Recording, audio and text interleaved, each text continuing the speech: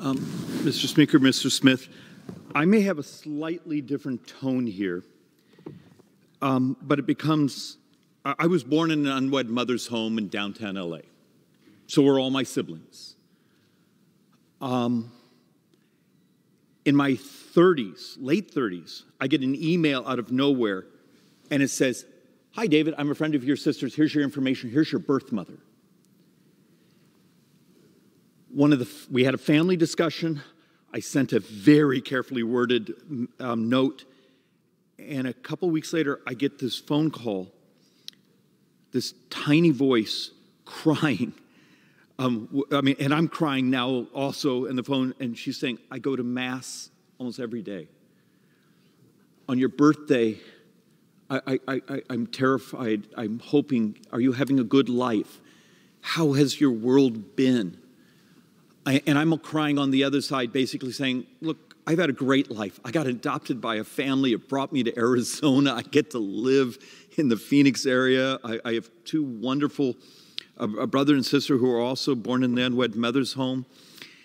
And it became an amazing experience because my mom, who's right here, and this is my birth mom, right here, became best of friends. And I've never told this part of the story here, but my birth mom, both of them have now passed away, had an early type of Alzheimer's, a type of dementia. But my mom here had sent her all sorts of photos of me being a child. So when you'd go into the house that they had there in California, there'd be my two 6-foot-tall, blonde half-sisters, and then pictures of me as a baby growing up. And in her mind, I was always there. I was always part of the family. The dear Lord does heal. But one of her best friends at the funeral turned to me and said, "David, did Mary Lynn ever tell you the story of when we were in the car on the way to Tijuana to go get an abortion?"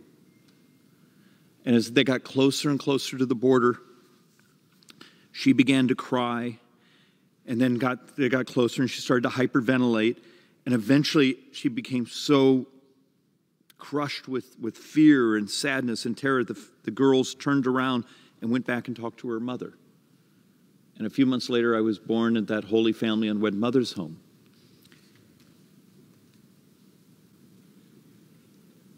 Now I'm this age, and I have an adopted little girl who's the third generation adopted in our family.